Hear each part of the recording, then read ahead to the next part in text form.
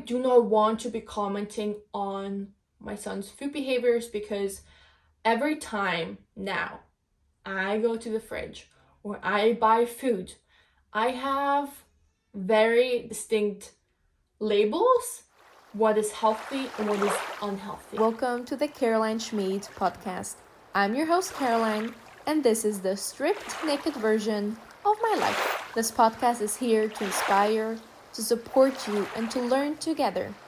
On here, I share my raw stories of my life, my wins and failures, all about energy healing, spirituality, and consciousness, and most importantly, on how to better your mental health. I hope you enjoy, and let's get into it. Hello and welcome back to another episode of the Schmid podcast. I have done this intro now for the 12th time because I have not been recording a podcast for over 2 weeks now, and I need to get used to all of that again. But we're back here and we're talking about a very important topic. So today we are breaking toxic generational parenting cycles.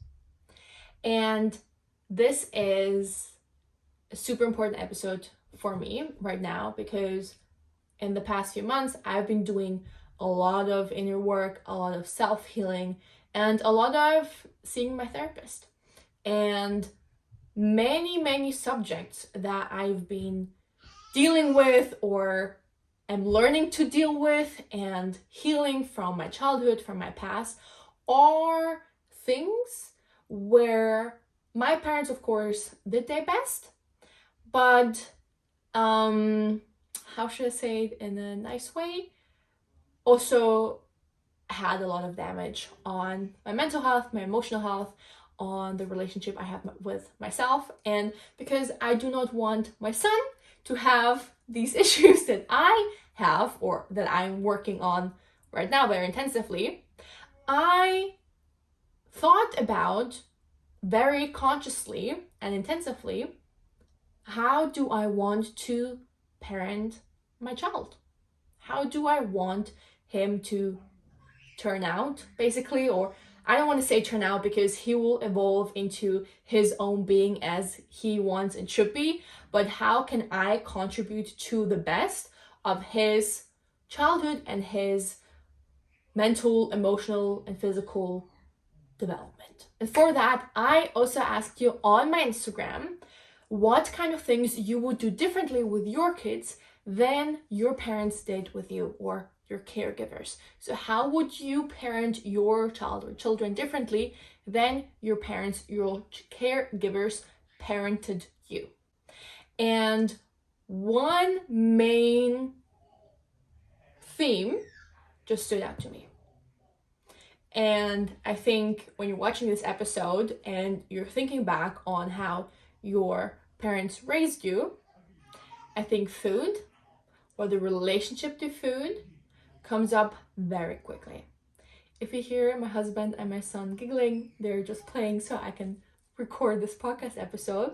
But food, relationship to food, commenting on eating behaviors, and we're gonna get into like body image and weight and all of that in the next points. But food. I had parents who told me my entire life that I don't eat enough fruit. I prefer vegetables over every single fruit. And like until like the age of 2, I ate everything. And then my parents would always tell me like, and then something happened. And from one day to the other, I would not eat any fruits anymore, any like yogurt or like just like a lot of dairy products anymore. So I would just like stick to like basic vegetables and just like meat and like wheat and like whatever. But I heard this in my entire childhood that I am not eating healthy enough and that, oh, your brother, he eats everything, and why do I not want to eat fruit? Like, it's so yummy and it's sweet. And like, for example, my grandmother had a huge garden and she grew everything. Like she had apples and she had plums, she had berries, but she also had pumpkins and paprika or peppers. She had cucumbers, she had carrots, she had tomatoes, and I would always go into her garden because in summer or like over summer holidays, we would spend like 3 to 4 weeks in Slovakia at my grandmother's house, and I would just like go into a garden if I wanted to have a snack, and I got myself some peppers or like these small cucumbers or like ripe tomatoes, and I would just like sit in the garden and eat like my veggie snack. And my brother would go and snack on the berries, on the plums, on like these sweet things that I had never a relation to that, or like a relationship to that I was attracted to those. Today I like eating some berries. I like them more like in a smoothie, or like I like fruit juice it, or like when I make them myself. But like it's not that I want to like grab a bowl of fruit and just like eat it. I love apples with cinnamon on it, just like mwah. But other than that, I am not someone who like goes and buys thousands of dollars worth of berries and just like eats them. So I'm more of a, I can eat like 3 peppers. And if you know me and if you have ever been on a flight with me, I have been vegan like before I got pregnant, so before 2021. I was vegan for 5.5 years, and I would always pack my own food when I went in an airplane, and I always had peppers with me, but like not nicely sliced up. I had like the whole thing and I would eat it like an apple, and it would be like the most normal thing for me. And I would also like grab a snack at like the pepper as a snack, take it to school, or like eat it on the way, like on the when I was waiting for the bus to come. And like peppers are for me like apples. I just like eat them in one piece. And I have received very weird looks from people. Like this is not something that people usually do. But we're not here for the usual and for the normal and for the average. So yeah, if you've been on an airplane with me, you know that I pack a lot of veggie snacks or like crackers and like whatever. So yeah, peppers are my jam. As you can see, I have been talking about peppers for 2 minutes now. So I will not, or I will try my best to not comment on my son's food behavior.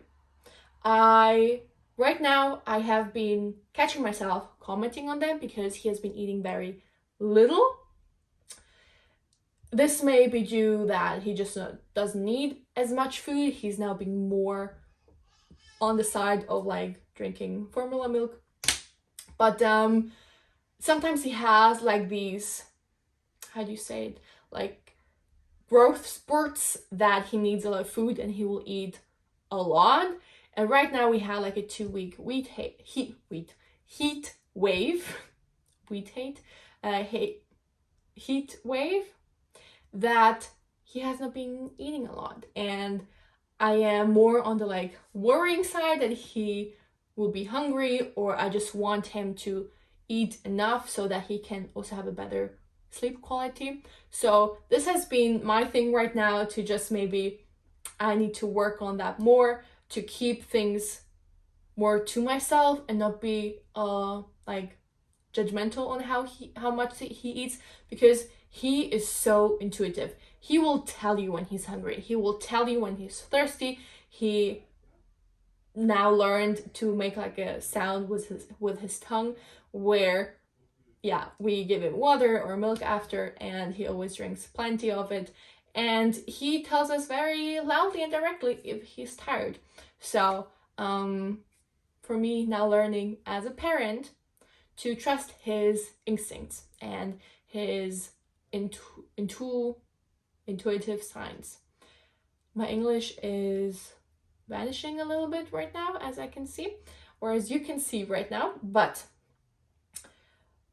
I do not want to be commenting on my son's food behaviors, because every time now I go to the fridge or I buy food, I have very distinct labels, what is healthy and what is unhealthy, what is good to eat, what is not good to eat. And I really hear like both of my parents' key phrases in my head when I see certain foods where I do not like to have this inner behavior or hearing these comments, especially if they are not in my life anymore. And I still hear them.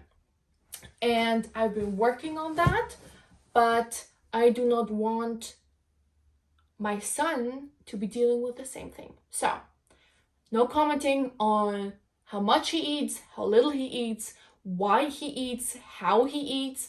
Like, as a child, I would always get spaghetti with tomato sauce, but I had to get them like separated. I did not like when the sauce was on the spaghetti. And I would not say that my parents like mocked me to a certain point, but when I got older, they were like making jokes about how like food sensitive I was, or like picky. And I just, yeah, I don't like how it made me feel, because they or when they were like telling other people about it, or like their friends about it, and it didn't even have to be like that they were saying it in a mocking way or like in a funny way, like making jokes about it, but it made me feel that they were making fun of my past little self, who is me. So basically I felt like they were making fun of me or how I was eating. And I have a very difficult relationship to food, which, as I said already, I'm working on very intensively because I do not like how it is right now. My second point, also related to food, is I will not force my child to finish his plate. My husband and I are black and white with this belief system, I guess, because I am a person who eats very intuitively. Like, there was like a TikTok trend going around, I don't know, maybe last year or something, where a girl or a woman would pack away like one tortellini and like in her Tupperware and put it in the fridge, and she's like, when you know, you know. And it's just that you are full, and just speak like, it does not matter how much is on that plate. If you're full, you should not keep eating. Like, stop it. Like, your body does not want it. And also, just yesterday, my husband and I went out for a date. We went for dinner, and then we went to the cinemas to watch a movie. And in the restaurant, we ordered like 3 meals, and like each one had their meal, and then we wanted to split one meal. And I told him that I'm just gonna like taste it a little bit, but I'm not going to go 50-50 with him, because I have my portion and that's really enough. And I had a little bit, like really a little bit, and I tasted it was fine, but I wanted to rather finish my own meal that I ordered. And in the end, my husband ate 2 meals basically, and he was like, there were a little bit was still on the plate, and he's like, oh, I'm so full. I'm like, okay, then like, let's pay and let's go. He's like, no, like, I ordered it, I need to finish the plate, otherwise I should not have ordered that much. I'm like, yeah, but you never know how much your body wants or needs. And he's like, yeah, that will be like a learning for next time I order something at the restaurant. And he also doesn't understand when I leave like 2 or 3 tortellinis on my plate and put it in Tupperware and eat it for a snack later or add it to another meal in the evening. he doesn't understand why I cannot just finish my plate. And I have, like, he respects what I do. We do not have any arguments about it, but I think it's very visible how different belief systems we have, and I try to educate him as much as possible because I want that our son has the belief system that he doesn't need to finish his plate, that he needs to listen to his body, how much it wants and needs, and when it says no or stop, then this boundary should be respected. Next one is something that I have dealt with in my teenage years, and I think a lot of people can relate to that too, is that my parents told me when I was a teenager, and I told them, oh, I liked this hobby, or oh, I'm going vegan, or like whatever I wanted to do that was not something that they were already doing, or like a hobby or like a mindset or like whatever. They would always tell me like, oh, it's just a phase. Oh, it's just a phase. And and also when I was 17 and I spoke up to my dad for the first time, he did not take, or he made me feel that I was not being taken seriously by telling me, oh, it's just a phase.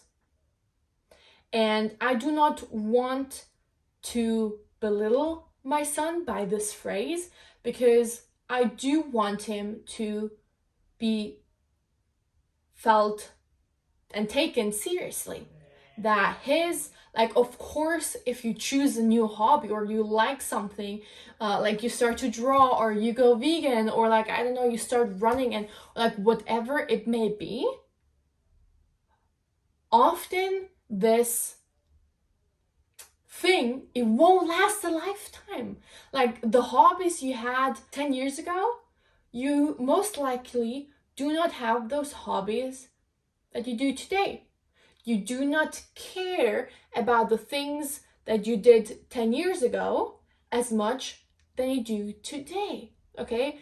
You change, you go through stages in your life, but telling someone, oh, it's just a phase, is telling him, oh, well, like, why do you even try? Like, this will just vanish in like 2 days or whatever. Why do you care so much? And through that, you feel like, or like from my perspective, I felt like, why should I even start having an interest when it's going to be belittled or just like making fun of, or that I'm not going to be taken seriously. So I stopped telling my parents things that I like, and I stopped telling my parents or like showing them something that I know maybe I painted or like I drew. I want that my son shares his interests with me. I want him to share himself with me. I don't know how to say it, but like I want him to trust me that I am a safe place for him telling me what he likes, what he doesn't like, and totally be okay with it if he changes his interests. The next one can be controversial. I am not going to tell my son if he's feeling sick that he's just imagining it. Let that sit, please. If my son tells me what his body is telling him, when my son tells me what his body is showing him, his body signs basically, I'm not going to belittle these signs, because through that behavior, I would diminish his intuitive relationship with his own body, and I do not want that. So if he's feeling sick, that does not mean that he needs to go to a doctor immediately. That doesn't mean that he immediately needs to rest in bed and get like a tea and like salty crackers. I don't know. Like maybe when your child comes to you and tells you, okay, I don't feel good today, like I have a stomach ache, for example, just before they go to school. This is a body sign that the situation, or like, I want to say often, I don't want to say that's true for all the cases because sometimes they are really sick, but oftentimes the body is just showing you, is signaling you what you feel uncomfortable about the situation, or when the situation triggers something that you don't feel good about. Okay, so that could be that your child had an uncomfortable situation yesterday at school, or there is a bully, or they were ashamed of something, or something happened that they were not comfortable in, and now they do not want to face other classmates or their teacher or whatever. And now the belly ache is just showing them, oh, I do not want that, so I'd rather be sick, if that makes sense. But next to that, if my son tells me he's feeling unwell, I'm going to deal with him and not tell him that he's just imagining his body symptoms. Another thing I wanted to add to the subject of food is that I won't force my child to eat something when they do not want to eat it. This means when we go somewhere and we are guests at someone's house and they cooked something that my son does not want to eat or does not like, I'm not going to force him to eat it, okay? And if he's at a family member's house and he does not like the food, I'm not going to make him feel bad and guilt trip him into finishing his plate and eating the food he does not like. I had a lot of these instances happen in my life. That's why we're doing this podcast, to learn from our past, to learn from previous generations so we can do better and break these toxic generational cycles. I had a situation where my grandmother, the mother of my dad, she would always bake sandtorte. It's called sand cake, which was basically just sugar, butter, and flour. And I hated this cake. It had no, it had no specific flavor. It was just like sweet and buttery. And as you know, I stopped eating dairy things. I was just like drinking milk, but everything else in the dairy section I did not eat anymore.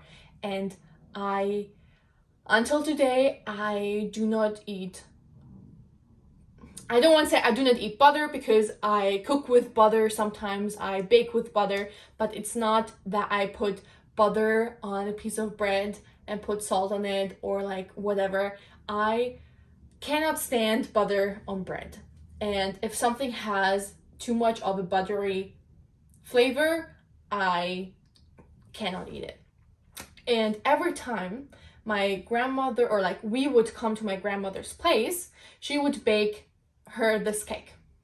And we told her multiple times directly and also through my parents in the beginning, because we were just like ashamed of telling her herself because we were little, and she did not really create a space of safety where we could communicate that directly with her. So she, like, it was communicated to her very clearly that we did not like that cake. And every time we visited her, she baked this freaking cake. And then we all got a piece of cake, and we basically, I don't want to say we were forced like directly to eat it, but it was like a side eye basically of judgmental facial expressions which my family was king and queens of facial expressions. You knew through a certain facial expression that, like, girl, you rather eat that because otherwise you will damage the entire family's reputation. So it was like a facial expression to guilt trip you into eating things you did not like. And yeah, also I had a very traumatic experience in, I don't know how you call it in English, but it's basically when you are in primary school and then to go to lunch, you do not go home, but you are in like a, yeah, it's called like lunch table situation. I don't know how you call it in English, but basically back then you got asked if you wanted to have salad or if you wanted to have soup, and then you could choose. Sometimes you didn't want to have either, and you were always asked how much of the food you want to have on your plate so that you can like finish it up, and you also would reduce food waste and everything. And you were always asked if you wanted to have dessert. Sometimes dessert was like sweet, sometimes dessert was a piece of fruit. And after finishing the main course, I went to the bathroom and I came back and there was half of a banana at my seat. And there were like 3 kids left in the room, and I just came back because I wanted to clean up my seat, basically. And I came there and she's not a teacher, but like the lady who works there and basically takes care of you while you're at the lunch table, she forced me to eat the banana. And as I said, I did not like fruit. And every time now, when I see a banana, I have to think back onto the situation, because she told me you're not allowed to stand up until you finish the banana. And at that time, still now, if I smell a banana, I have to gag and I feel like throwing up. And she got so abusive with her behavior that I just like put half of the banana, I just like stuffed it in my mouth. I ran to the toilet and I threw everything up. And then there was like a weird girl who at the time, she was in the other toilet space, and she stood up on the toilet and she looked over the toilet wall, and basically saw how I was throwing up. And I think even she went and then told other kids about that I like threw up in the bathroom or whatever. But like the main part of my traumatic experience is I was forced to eat something that my body was repelling to the highest degree. Yeah, this is just like such a huge deal for me that I won't force my son to eat something that he does not want to. It's very different to showing him a new vegetable, for example, and giving that to him so he can explore the vegetable first with his hands and then with his mouth. And he sometimes does not like a vegetable when I give it to him for the first time, but then I put it on his table again in the same meal, and then he grabs it, and after like the 3rd, 4th, 5th time, he likes it. But it's not that I'm going to force him, also when he grows up, to eat something that he does not like. You can try things and tell them, oh, like, do you want to try, whatever, but I don't want to, like, force my child to eat one of the 3 broccolis before he's allowed to stand up or, like, get up and go to bed. Because this forms a very bad relationship with your body. You do not like to be in your body, or that's at least the feeling I got from those situations in my past. And you know what helped me? Really, what helped me say no to foods I don't like is when I was pregnant. So last year, and it's a good thing that I finally can proudly say no to foods when someone offers me or something, but it's also very sad that I only learned that when I was 22. And so when I was pregnant and we were over at people's places and there was like a buffet, and I would just like, of course, take things that I liked, or I would just take things that I've never tried before, just a little bit to try, and if I like it I can still go for more, and if not, also good. There were many instances where people asked me, oh, why don't you take from this because they brought that platter, and I'm like, okay, yeah, I don't like this and that or whatever, and there were just like many instances that in the past I would feel very bad, that I made them feel bad about their food. But I learned that the feeling that I have in my body to respect my body's boundaries is so much more important than thinking or like feeling responsible for other people's feelings about your food and eating behaviors. So, no pushing into eating foods my son does not want to eat. The next point is, I don't even know which point we are, like 5 or 6, is that I will never tell my son how much he costs us as a family.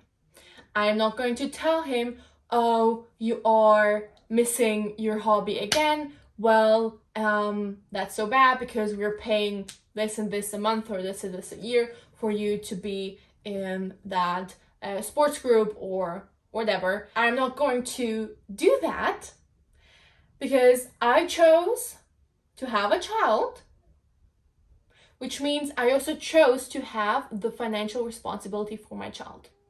And it's not his financial responsibility to take care of himself, okay? It's not his responsibility to think about the financial costs he is generating. And I also want to say it's not even a cost that he is generating, it's an investment into his development, into his well-being, into his being. I had a lot of situations in my past where my parents would tell me exactly things like, oh, you are missing that again. Maybe I was on the 3rd or 4th day of my period and like they did not know that. And I would tell them, oh, yeah, I'm on my period. I do not feel well to go, or I don't want to say I do not feel well, but I do not feel to be in the capacity of going kickboxing. I was kickboxing for some years when I was in high school, and sometimes I would just be on my period, and then that's it. And I did not really want to do kickboxing when I had a pad or a tampon in, because sometimes it would just like move around, and I just had a period for maybe a year or so. So you're not as experienced to use peer products when you're doing sports. And I just want to tell you, like, if you have a period and you do not feel like moving your body to the extreme where you're kicking adult men in the butt, then don't. And do not tell your kids how much they cost, because they will grow up and have big issues on spending money on themselves. I have no problem buying my husband gifts. I do not even usually look at the price when I buy my son things that he needs, because I do not care. Like, he needs something and we go and buy it. Like, it's not like it's necessities. I don't want to say like we buy him the biggest and most toys, because we like having minimal toys where he can not be overstimulated by his environment. But I have a lot of issues with spending money on myself, which is not necessities. I am still doing, and maybe you can relate to that, I'm still giving myself like financial goals that I need to hit before I can buy myself something nice.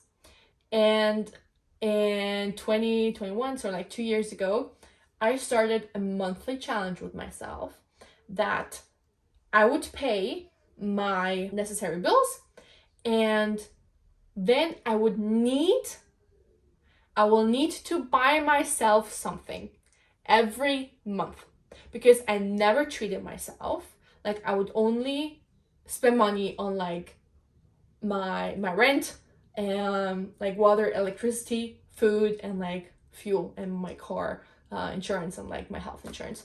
That was it. So survival necessities basically.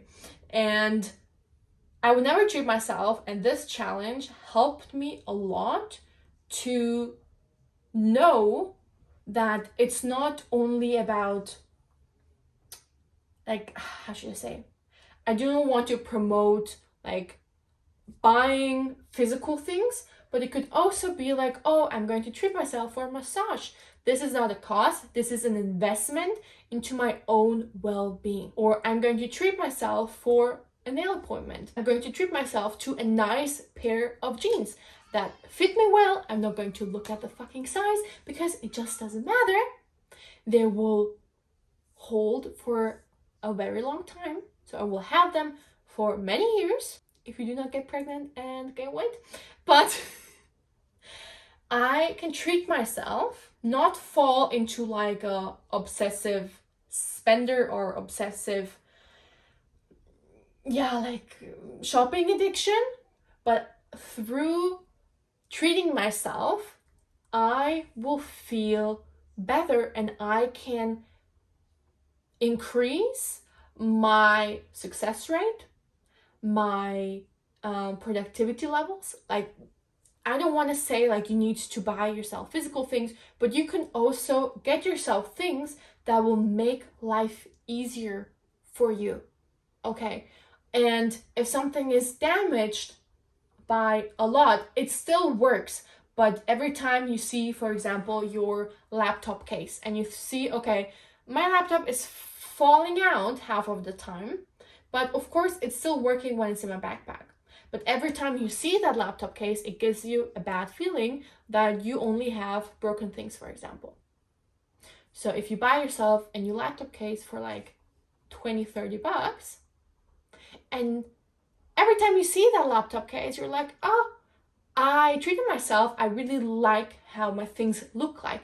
And it will improve your well-being, your happiness, and how you feel in your own environment, which is so important to increase your life satisfaction and life quality. Another thing that I won't be doing in my parenting style is that I won't be talking badly about other people's children's choices, about their clothing style, their sexuality, how what kind of grades they have, whatever it may be. What other people do in their life is none of my business to judge. Because I had a lot of situations in my childhood where I saw, for example, a girl, and I really liked her shirt. And then my mom would, see that girl and say, oh, she's dressing so slutty, for example, or this color, I don't even know if that like is one-to-one words what my mom said, but I had a lot of instances in my childhood where people would comment badly about other children's choices, and then it made me feel bad because I really liked that girl's shirt. And through her telling me that this girl's shirt really looks slutty, I felt like, oh, my inner compass on what I like and what I don't like should be different, because it does not resonate or overlap with what my parents like or dislike. And I went from what I like to dislike to what should I like and what shouldn't I like, which is not you. It's not what I like, it's what I think I should like, so I am going to be liked by my caregivers, by my parents, by my surroundings. Now we're coming to a very big topic where today I am struggling a lot with that is body image. My parents commented a lot on my body. And right now, currently, I'm 23 years old. I thought my entire life that I'm fat. I went day by day looking at my body, telling my body and telling myself that I'm fat, and through that, I am worth less. I would be worth more if I would lose weight. And through that, I would coordinate my entire schedule, my eating habits, my hobbies, my mindset, or what I was reading, what I was watching about getting thinner and being thin. And now that I have not lost the baby weight as quickly, and as a lot of people say out there on Google, society, and just like social media, that through breastfeeding you will lose all the pregnancy weight. And through breastfeeding, I gained weight. This is mostly connected to stress, to a totally new schedule, to very little sleep, and then eating what you see left and right because you do not have any energy and you do not have any time or nerves to stand in the kitchen and cook yourself a meal, or like a healthy meal. And I have heard my mom tell me my entire life that it is my fault that she didn't lose her belly weight, baby weight, and that it's my fault that she has more fat or more weight than she desires. And I do not understand, and that's why I will never do that with my son, because he has no correlation to how my body looks like. My body changed because of pregnancy and postpartum, but it's not because of my son. Do you understand the difference, or like how I am differentiating it? Because I chose to get pregnant. I chose to go through this entire process. I chose to have a child. He had no business in me getting stretch marks. He had no business in me gaining the weight. Okay, it is me. It is my choices. And these choices that I have done, or that I have which has helped me a lot in the past few weeks, I told myself I do not give a shit on how my body looks like. I do not give a shit what kind of size I wear. I do not give a shit on how much I weigh. I'm going to take care of my mental and emotional well-being, and the rest, my physical body, will fall into place automatically. I have been better than ever since getting pregnant, which I am in the best mental space since 2 years, which is a huge accomplishment. But still, these criticizing sentences that I hear in the comments from my parents, I still have them, and I work on them very intensively to heal those, to transmute those, that they do have less or even no impact on how I feel about my body, how much I accept my new body. And it's funny how I say my new body, because I have had my postpartum body for 10 months now, and I'm still adjusting, which I am allowing myself to take this time. And at the same time, I know like I want to be good with myself now, but I'm also working on myself to getting better. And next to my mom telling me that it's my fault of her never losing the baby weight, she, like, I don't know, like first time I went through puberty and I had shorts on, she told me that I need to work out more because I have, in German you call it orange skin, you have cellulite, and that's unsexy. And it's not nice to look at. So it's basically disgusting. So my mom told me that my legs look disgusting. Now, when I look back at pictures of myself when I was 12 and 13, I cannot believe how someone can tell me these things when I was thin. I was not the thinnest. I have always had broader hips than all of the other girls in my class, in my primary school class. And it doesn't even matter how I looked like or what my weight was. I just cannot understand how someone can comment something about this about their child.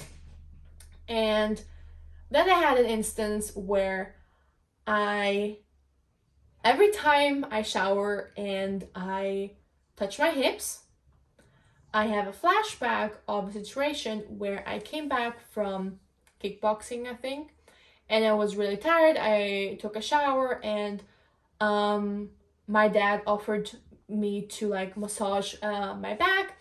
So I laid down and like started massaging my back, and then he like massaged my hips or like the side of my back, and he said like, "Ooh, you need to go running more because you're storing a lot of fat here."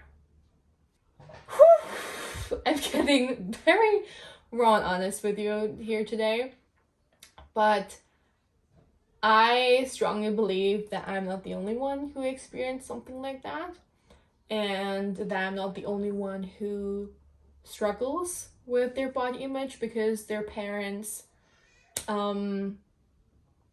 did not honor their body as they should have, as it would have been their responsibility. And yeah, since a couple of weeks, since I'm doing very intensive, where I have also the mindset or like the time and the space in my mind to do that inner work, more and more memories have been coming up from my childhood, and I am just flashed by how your parents, or like how my parents, still today have such a huge impact on how I talk with myself, on how I look at my body, on how I treat myself, and just in general, like the relationship that I have with myself. And I just saw a TikTok yesterday, 2 days ago, where a woman was talking about body image, and that she told, or that she said into the camera, that the older that she gets, the more her body looks like the body of her mom. And the older she gets, the more she dislikes her body, because her mom, when she was young, was always talking badly about her own body. And this has been something that I've been relating to a lot since I gave birth, because everything is just like more squishy and is not as perky as before and feels different, it looks different. And I have been seeing more of my mom's body in my own body. And then the next thought that I have is, oh, she had a very bad time because she never lost baby weight because of me. But like she never embraced her own body, and it's not like she was overweight or anything. It was just that she was, I don't want to use the word normal, but like slightly curvy. And this woman on TikTok was just like talking about that often it's not even how other people talked about your body in your childhood, but how your parents sees their own body has a huge impact on how the child is then later on going to see their own body. So in this point where I'm not going to comment on his body or his weight, because both of them, they're going to fluctuate anyways, okay? His body is going to change, he's going to go through puberty, but nothing of that gives me the right to judge it, to even mock him, or to make jokes about it. Like, if his voice changes, well, yeah, it's like a normal process in development that your voice is going to change. Your body's going to change. You're going to grow hair in places you never knew that you could grow hair. But so what? And in this point, there's just such a big learning on what I need to do, not even like the parenting of my son, but the parenting of myself, how I need to reparent myself on what kind of things I need to work on. And one of these things is how I see my body, on how I talk to my own body. And just yesterday I caught myself because we were in like a children's play hall room where my husband took a picture of my son and me, and the first thing that I thought and also said out loud was, I look so bad in this picture. And this is the automatic response that I have to a lot of pictures of myself, which I do not like to have that, because I then yesterday evening I looked back at this picture and I saw a woman having fun. I saw a woman being sweaty because it is freaking hot outside. It was hot inside. She was crawling behind her son, having fun. I see a woman who is wearing her comfortable clothes because she rather feels comfortable, doesn't care how she looks, than to fit into like a tight shirt or tight pants where she will not be able to take care of her son as well as she would have if she just feels comfortable in her body. And that's what I started to see in that picture, and not that, oh, I should dye my eyebrows again, or oh, my mascara was all under my eye, for example. This, I like rethought how, or like I transformed how I viewed myself in this picture. And I'm going to adapt this view and this behavior to many more areas on seeing my body differently, and more like focusing more on what my body can do, so its abilities, its functions, and less on things how I'd look like in a picture. Like, is it really that important? Another thing that I won't be doing is, if we have another child, I'm not going to compare him to his siblings and or to his classmates or other kids which are like in the same age, which we see in the bus, in the tram, at the playground. I'm not going to compare him, because it will again make him feel not safe in his body, not good in his body, and all of that. I am not boosting his relationship with himself, with his body, if I compare him to other kids. And I'm also not going to compare him with me in his age.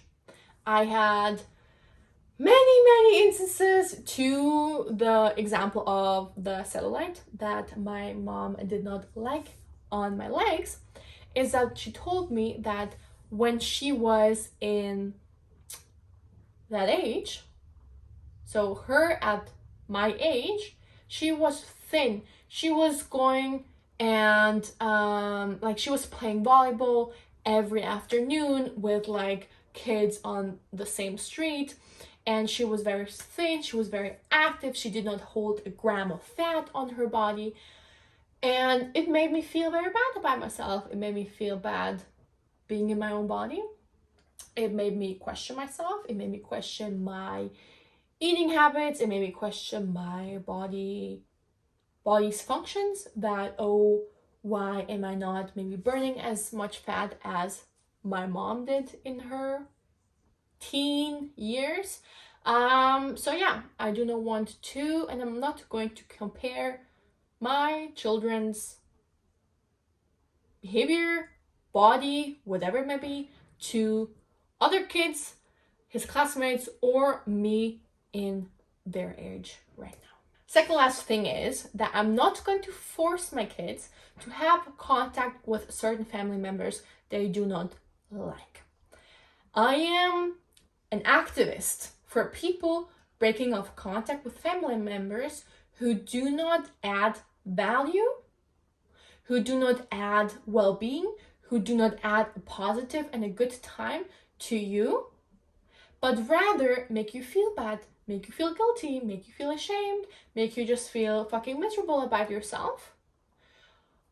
I am an activist for breaking off contact with family members and like with people in general who do not add value to you, who do not benefit your mental, emotional, physical health. Break it off. And so I won't force my kids to have contact with certain family members. I maybe would have contact, but they do not want to. And if I have contact with them and my child doesn't want to have contact with them, I will rather ask myself, what is my kid's view on this person, and how is that family member behaving to them? And if I still maybe have not caught the detrimental effects that this person has on my kid, then I'm going to be more on the side of breaking off contact with them as well than forcing my kid to do and have contact with them. I hope you understand my triangle formation, but I hope that I will always be as alert, as intuitive, so that I can feel and recognize if people are not doing or being a benefiter of his well-being or of my kids' well-beings already before they need to come to me and like tell me that they do not feel comfortable about that person. I hope that makes sense. Now I'm going to talk about the last point of my breaking toxic parenting cycles episode that I brought up to my husband when I was discussing the podcast episode I want to do. Is I asked him if his parents ever went through his trash, and he was like, what the fuck? Like, he looked at me so weirdly, and in that moment I had, like, it was not about me anymore, but I was so grateful for his parents that he never had to experience that their parents went through his trash. Because I had a lot of instances where my mom would go through my trash and then confront me with things that she found in my trash. And I started to hide things in the trash, so like below other trash, so she would not see it. Or I don't know, for example, that I was not really, or like my brother and I, we were not really allowed to eat sweets. So when I got like my own pocket money, I would like buy sweets and stuff like that. And when when my mom would see the paper of the treat in the trash, she would like take the paper and like the trash and like confront me with that I'm not allowed to eat sweets, or like why would not I tell them, or like whatever. I don't know what her argument was, but it again supported a very bad relationship to food that I had. And I like, my son's trash is none of my freaking business. Trash is trash, and I do not want to do this behavior because I still have, or like, I don't know, it was when I first,